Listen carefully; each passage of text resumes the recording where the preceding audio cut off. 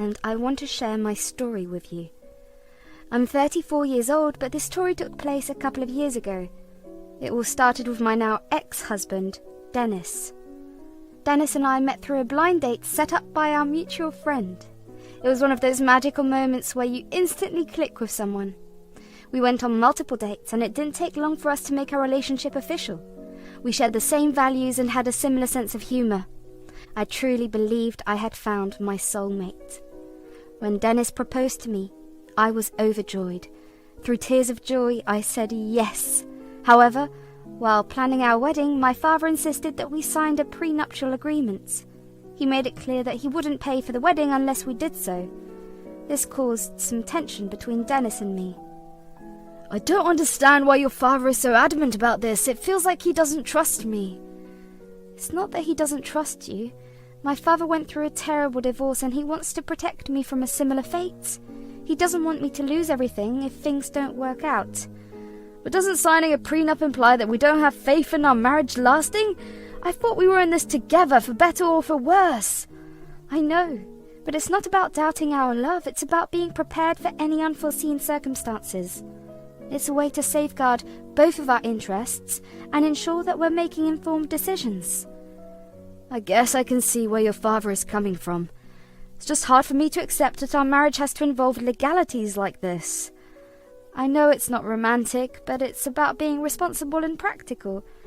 Our relationship is strong, and signing a prenup doesn't change that.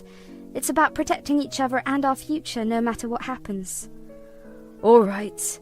I'll sign the prenup if it means that much to you and your father. Also, we do need his help if we want to have our dream wedding. Thanks, babe. Our wedding day was perfect. We danced, laughed, and celebrated with our friends and family.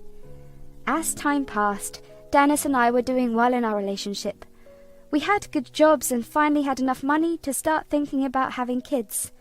We were so excited about the idea of becoming parents and giving our children a happy home. My dad was incredibly kind and gave us our house as a wedding present. He gifted the property to me and told me that it was to help kickstart Dennis and I's financial stability. It was a big deal because it meant we didn't have to worry about paying for a mortgage. This freed us up to focus on our dreams of having a family. The thought of having children brought us so much happiness.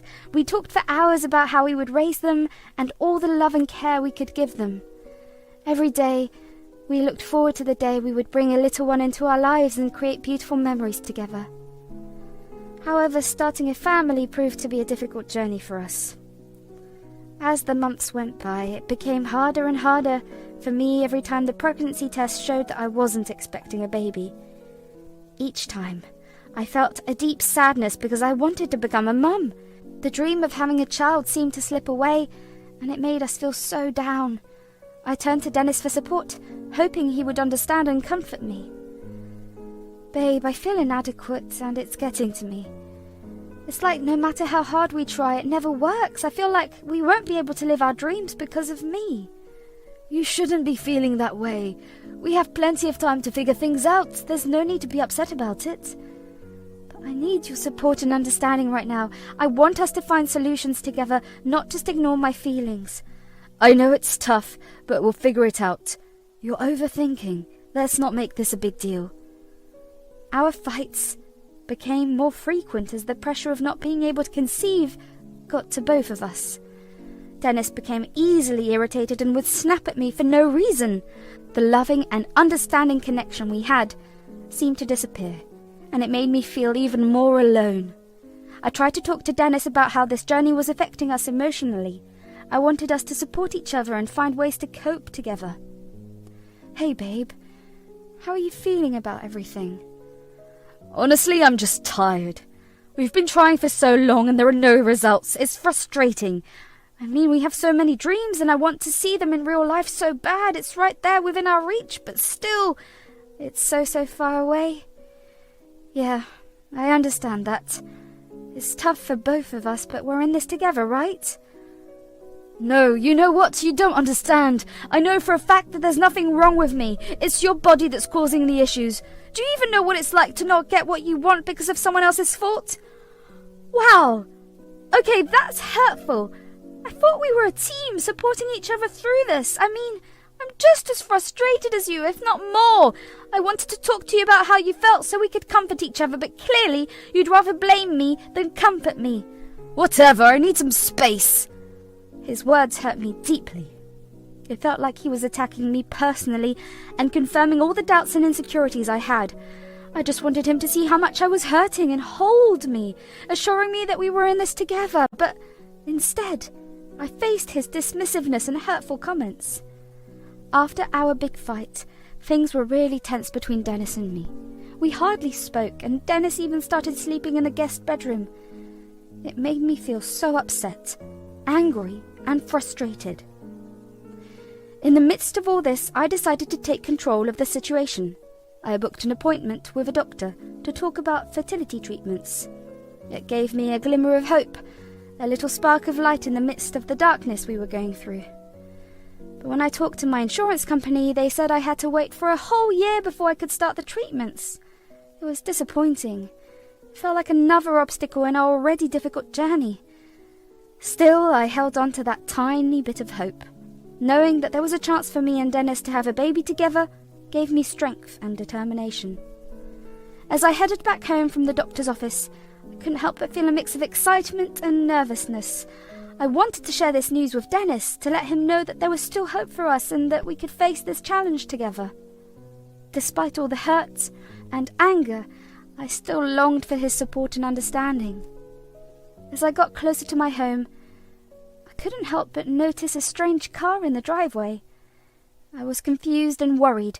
I knew that the car didn't belong to any of our friends or family, and Dennis never told me about him inviting anyone over. I cautiously walked inside, hoping to find answers from Dennis about the unfamiliar vehicle. But what I saw shattered my world. Right there in our kitchen, Dennis was kissing another woman, and it felt like a punch to the gut. My heart sank and I was overcome with a mix of emotions that were too overwhelming to process. But strangely, I felt surprisingly calm. I took out my phone quietly, taking pictures of the painful scene before clearing my throat to let Dennis and the woman know I was there. Dennis looked shocked when he saw me. He was caught red-handed in his act of cheating, but before he could explain, I interrupted him and demanded to know who the woman was. "You guys look cozy. So, tell me, babe, who is this woman?" "Oh, come on, don't be like that, Abby." "Hi, I'm Tiffany." "Tiffany from..." "Oh no, I never knew him before. Dennis and I met through a dating app." "How long has this affair been going on, Dennis?" "It's been 6 months, Abby." 6 months? Wow, okay. You know what? I can't do this anymore. My chest felt heavy, as if it was caving in. While I had been dealing with my pain and desperately needing Dennis's support, he had chosen to betray me with someone he barely knew. It was a deep wound, tearing apart the love and trust we had built. At that moment, I knew I couldn't stay in that house, surrounded by the painful reminders of our shattered dreams. Quietly, I gathered my things and sought solace at my father's house, hoping to find comfort in the arms of a loved one. I went to my father's house feeling overwhelmed by my emotions. I couldn't hold back my tears and collapsed into his comforting arms. He hugged me tightly, letting me cry on his shoulder for what felt like a long time. When I finally calmed down, he gently asked me what had happened. I told him everything, about how Dennis had neglected me and cheated on me when I needed him the most. I described the painful moment of catching them kissing in our kitchen. My father was just as angry as I was. He wanted to go confront Dennis to defend me with his fists, but I stopped him, knowing that violence wouldn't solve anything. I told him it wasn't worth it, that the damage was already done. My father understood and sat beside me in silence, offering his support. In that quiet moment, my father reminded me of something that made me grateful. "Remember the prenup I made you sign? It may not have been pleasant, but it's protecting you now." "Yeah, Dad, I remember. I never thought it would come to this." "I know, my dear, but at least you won't have to start your life from scratch when you leave Dennis." "It's ironic, isn't it? I felt kind of mad that you were forcing me to sign something like that. Felt like I was saying that I didn't believe in my relationship, but now I'm grateful for it. Never thought I'd ever feel that way about the prenup, but here we are. Sometimes we can't predict what the future holds, but in this case, it's providing some much-needed security for you. Who would have thought, am I right? It's a silver lining, Abby. You're strong and you'll find your way through this. The prenup may not have seemed important then, but it's proving its worth now. Thank you, Dad. The rest of the night was spent trying to find comfort and distraction. We shared ice cream, my favourite treat, and watched my favourite shows. It helped me momentarily forget the harsh reality I was facing. The next day, my father took charge and found a good divorce lawyer for me. We went to the lawyer's office together, and it felt like the final step in ending my connection with Dennis. Mixed emotions filled me as I signed the divorce papers, sadness, relief and determination all at once. When my father dropped me off at my place, he reminded me to stay strong. He assured me that he was just a phone call away if I needed help or if Dennis tried to hurt me again. I couldn't help but let out a small laugh, thanking him for his unwavering support. At that moment, I felt a glimmer of hope, knowing I had someone who would always be there for me. Walking through the front door, I was met with the sight of Tiffany still in my home. I had to remind myself to breathe, to hold back the urge to collapse into a panic attack, or lash out at them both. I still couldn't understand how she could continue to stay with Dennis after finding out he was married. Dennis emerged from our bedroom. He looked confused when he saw me. Oh, hey, Abby, what are you doing here? You mean, what am I doing in my own house? Well, I just didn't think you would be back so soon after... After I found you cheating on me? Yeah, no, I'm here to hand you divorce papers. Ah, all right. Let me go find a pen to sign it. I couldn't believe how casually he treated the end of our marriage. I wondered where the man I once loved had gone. He returned with a pen and signed the papers without so much as a glance at me. My heart ached. Did all our years together mean nothing to him? Was one small issue enough for him to fall out of love and move on so quickly?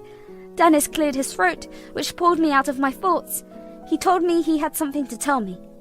I quirked an eyebrow. You need to move out. Tiffany and I found out she's pregnant with twins and we need space to live and raise our kids. Are you serious?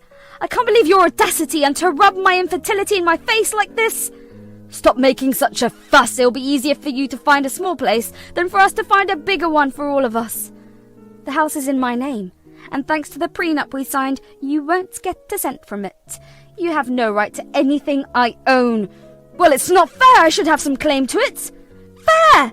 You cheated on me, Dennis. You broke our vows. I'm giving you a week to pack up and leave with everything you own. That's more than fair. As the realization of the consequences hit him, his face went pale. Tiffany, who had been listening in on our conversation, hopped off the couch and walked over to Dennis. She looked just as shocked as him. What does this mean, Dennis?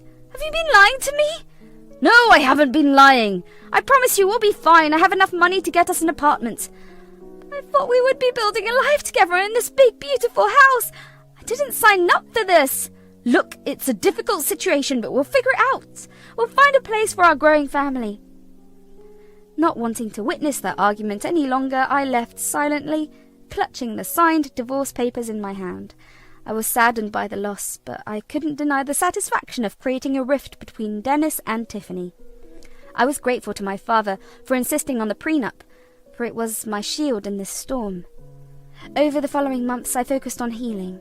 I cut off all contact with Dennis, blocking him from every aspect of my life. When our friends asked what happened, I simply stated that we were too different and had decided to separate. But Dennis, bitter about not receiving anything from the divorce, spread rumours that I had cheated on him. Our friends believed him and turned their backs on me. I had shown kindness to Dennis despite his betrayal, but when I discovered the rumours he was spreading, I had reached my limit. I gathered all our friends in a group chat and shared the pictures I had taken of Dennis and Tiffany kissing in our kitchen months before our divorce. Their perspective shifted instantly. They realised the truth and apologised for their judgment. Dennis, unable to face the consequences of his actions, called me from Tiffany's phone, furious that his friends had abandoned him. What is wrong with you? Our friends have all abandoned me because of what you did. I chose not to reveal the fact that you cheated on me while I was at my worst to our friends, but you decided to spread rumours about me instead. I was simply playing your own game. You're heartless. You're just as bad as me. No, I'm not. I've shown more self-control and decency than you ever have. Goodbye. I continued to rebuild my life, focusing on my own happiness and personal growth. A year later, a mutual friend named Max informed me that Dennis had been struggling. Dennis had asked Max to babysit his kids because he had an emergency to attend to.